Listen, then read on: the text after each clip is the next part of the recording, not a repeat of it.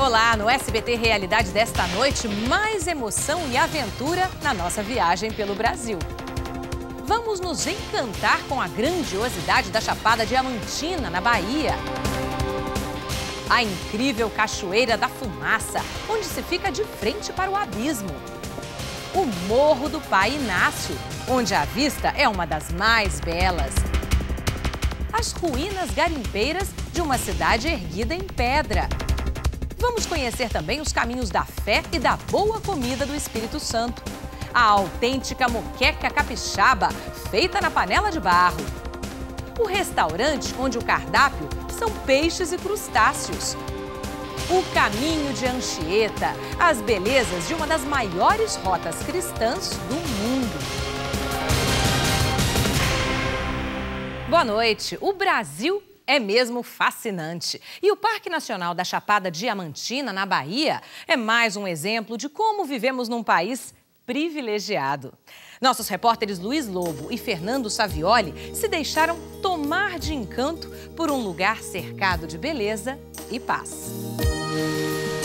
A Chapada Diamantina é talvez a síntese do que a natureza e a história já lapidaram de mais belo e valioso em nosso país. Esta é a região mais alta do estado da Bahia, um cenário natural de tirar o fôlego. Serras com quase 2 bilhões de anos e picos de até 1.700 metros, modelados pelo tempo e pelo vento. As serras contornam vales profundos que escondem grandiosas cachoeiras, rios de água cristalina e saborosas histórias de riqueza. Eu não tinha minha casa própria, né? E aí eu fui trabalhar esse garimpo, peguei bastante diamante, comprei a minha casa, eu tinha 3 filhos, nasceu mais 7, mais 3 nasceu morto.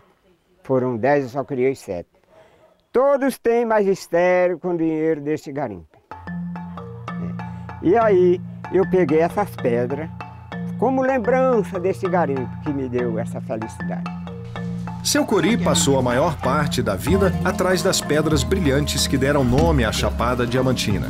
Hoje, aos 82 anos, ele ainda tem saudades dos tempos de garimpo.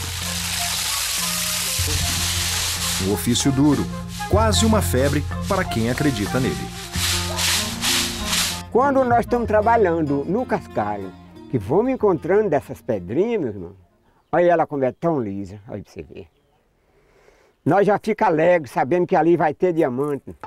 O garimpo começou em meados do século XIX e fez surgir cidades como Lençóis, o centro do turismo da região, a cerca de 400 quilômetros de Salvador. Seu Cori explica a origem do nome. Naquele tempo que não tinha nenhuma casa em Lençóis, os garimpeiros vieram para explorar o garimpo, para ver se dava diamante. Aí chegaram, foram trabalhando e pegando diamante, e o sol de meio-dia é muito quente. Eles faziam e ficavam a surquilhazinha e amarravam os lençóis ali para ficar debaixo daquela sombra, até o sol quebrar um pouco. E aí ficou lençóis, com as toldazinhas que era, e pegou o nome de Lençóis. O nome de Lençóis vem por isso aí. Os quase 13 mil moradores, metade da população que aqui vivia na época áurea do garimpo, hoje vivem direta ou indiretamente do turismo. A cidade, que tem excelentes pousadas e restaurantes, manteve sua arquitetura original. Ao longo de ruelas de paralelepípedo estão casas coloridas e igrejas em estilo colonial. Uma atmosfera de sossego e tranquilidade que se transforma todos os anos com a visita de quase 100 mil turistas de várias partes do mundo. Mas os encantos mais famosos da Chapada Diamantina estão um pouco além de Lençóis. São verdadeiras maravilhas da natureza espalhadas pelos mais de 1.500 quilômetros quadrados do Parque Nacional e por outras áreas de proteção ambiental. Já da BR-242, que liga Salvador a Brasília, é possível avistar 3 expoentes da Chapada. O Morro Três Irmãos, o Morro do Camelo do outro lado e, tão imponente quanto se imagina à distância, o Morro do Pai Inácio, um marco da região.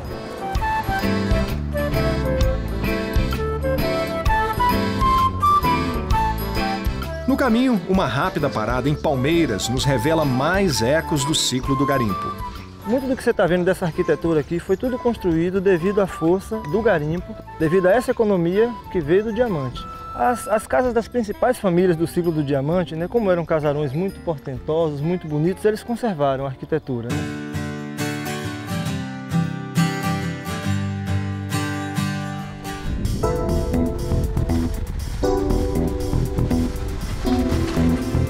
Mas num lugar tão lindamente esculpido pela natureza, é dela a obra mais grandiosa a ser apreciada. A vista aqui na chegada do Vale do Capão é impressionante. Lá embaixo está a vila de Caeté-Açu, visitada por pessoas do mundo inteiro. Algumas decidiram até ficar e morar na região. Mas antes nós temos um desafio: subir pela Serra da Larguinha para conhecer do outro lado a Cachoeira da Fumaça, um dos mais lindos cartões postais da Chapada Diamantina. Mas o tempo fecha e precisamos adiar nossos planos. É a oportunidade de conhecermos Caeté-Açu, ou simplesmente o Vale do Capão, como os moradores também a chamam. Um lugar onde se vive a sombra impressionante das montanhas. É estar com Deus o tempo todo, literalmente. Você está vendo o som do fundo aí, da relação da fauna intensa. E essas montanhas que falam com a gente mais do que qualquer ser humano falante. Robério é um dos muitos que fizeram do Vale uma opção de vida nas últimas décadas. Há 10 anos ele deixou para trás a vida como empresário em Salvador e transformou a casa de passeio na Chapada em residência permanente e pousada. O estilo é rústico, mas sem abrir mão do conforto e da engenhosidade. O apartamento construído na copa de uma jaqueira onde ficamos hospedados é um exemplo. Um sonho de criança transformado numa das acomodações mais cobiçadas na região.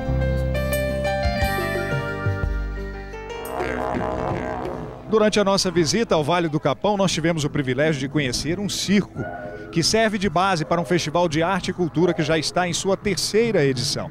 Ele reúne artistas, músicos, dançarinos e malabares, que dão aulas para as crianças, ministram oficinas, se apresentam para os moradores e se divertem. Aqui todo dia é dia de circo. A sensação é a de que voltamos no tempo.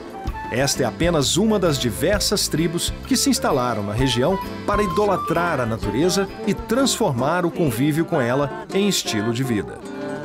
Falar de amor e Itapuã, passo uma tarde Itapuã. O suíço Riad Strela é recém-chegado.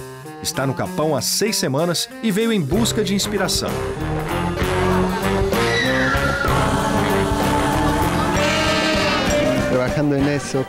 Trabalhei em um pequeno circo nas praças da Suíça, diz ele. Sinto uma energia muito forte em trabalhar nesta região da Chapada. Me permite trabalhar com criatividade.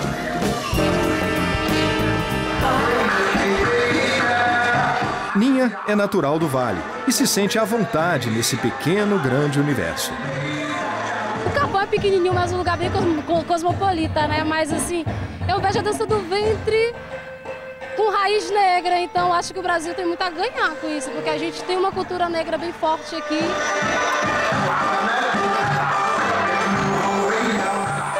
Mas o coração da Chapada também bate em ritmo de aventura.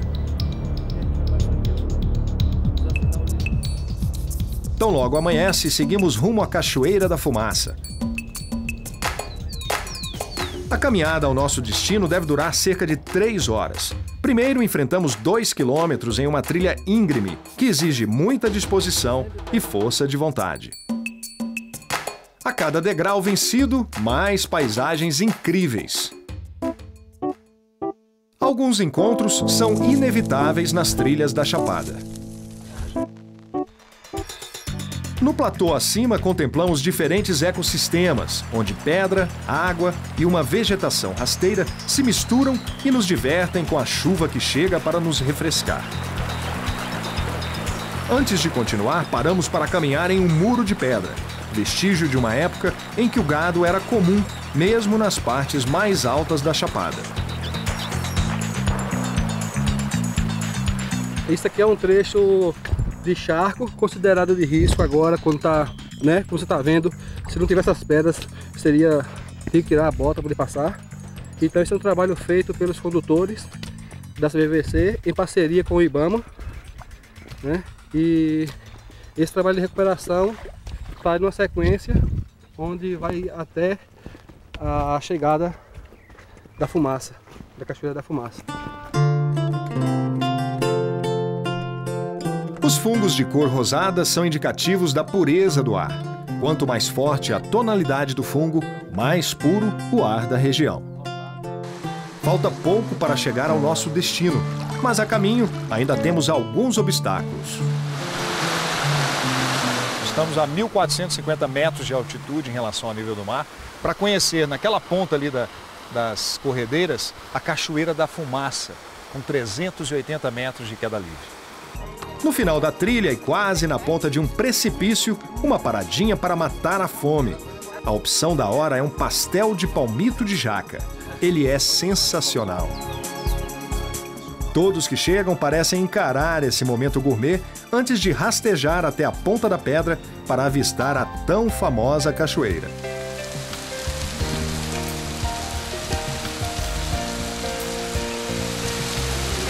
Estamos cara a cara com uma das vistas mais belas e estonteantes da Chapada Diamantina. Pura energia brotando das pedras em forma de água a uma altura de quase meio quilômetro.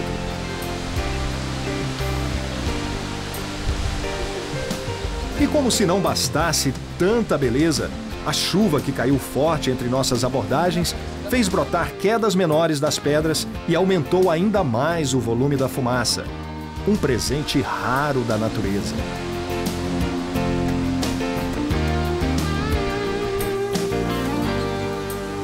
Nossos guias me convencem que a experiência de cima da fumaça só se completa sentando na pedra.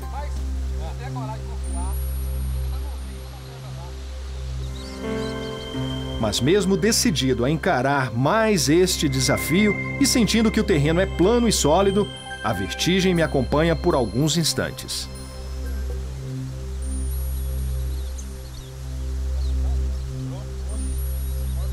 Olha, tem que se confiar muito no guia, no caso aqui o Sandro, para sentar num lugar como esse. Quantos metros até lá embaixo? 420 metros. 420 metros. A gente está vendo a cachoeira daqui que está caindo, tem 380 metros. Então daqui até onde a cachoeira está caindo ali são 40 metros. Esse aqui é uma experiência que ainda dá um certo medo, né? Uma sensação de desequilíbrio. Mas é uma coisa maravilhosa. Vencido o medo, superamos nossos próprios limites em busca de novos ângulos e novas paisagens.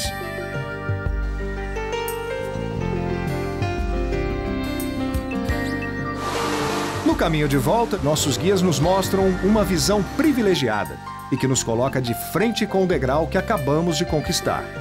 É mais uma vista incrível da cachoeira. Nosso repórter cinematográfico, Fernando Savioli, também se emocionou. Então isso aqui para mim foi uma experiência única, uma coisa sensacional.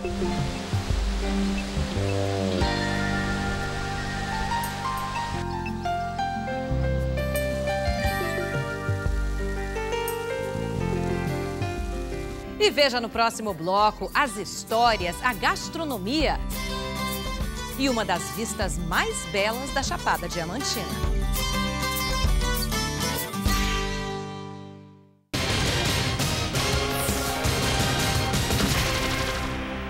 O contato com a natureza na Chapada Diamantina é tão marcante que o turista levará lembranças para toda a vida. Neste bloco, vamos conhecer histórias, um pouco da gastronomia e uma das vistas mais espetaculares da Chapada.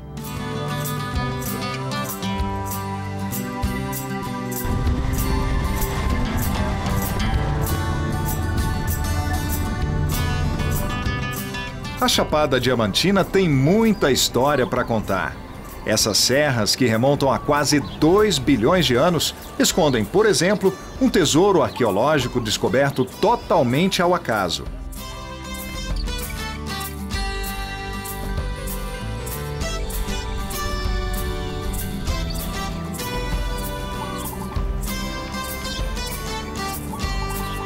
No final de 2005, houve um grande incêndio florestal aqui na região que chegou a queimar toda essa mata. No caso, só ficaram os pés de mangabas, né? Porque a mangaba ela possui um látex no caule dela que protege do fogo. Então, nessa época, catadores de mangaba que buscavam aqui o sustento da sua família, né? Eles catavam a mangaba para vender em Salvador. Eles descobriram as pinturas rupestres, que na época eles se referiam como a pedra escrevida. A pedra escrevida eram os registros deixados pelo homem pré-histórico nas terras altas da Bahia.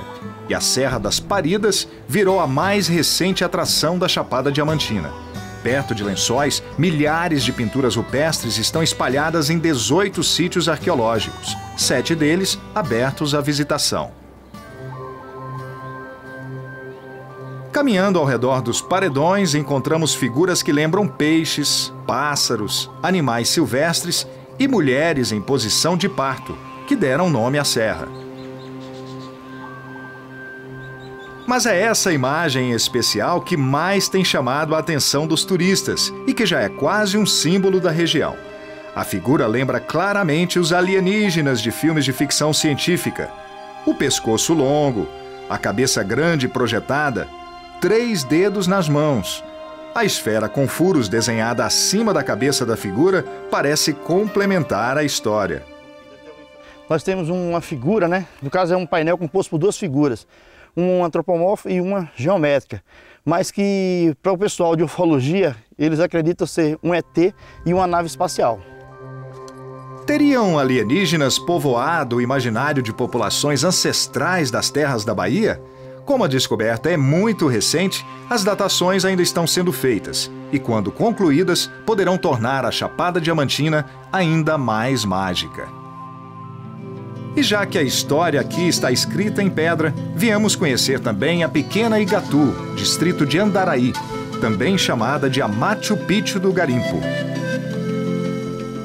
As ruínas da vila não têm a grandiosidade das deixadas pelos Incas no Peru, mas Igatu é uma cidadezinha perdida nessa imensidão, erguida por garimpeiros no século XIX.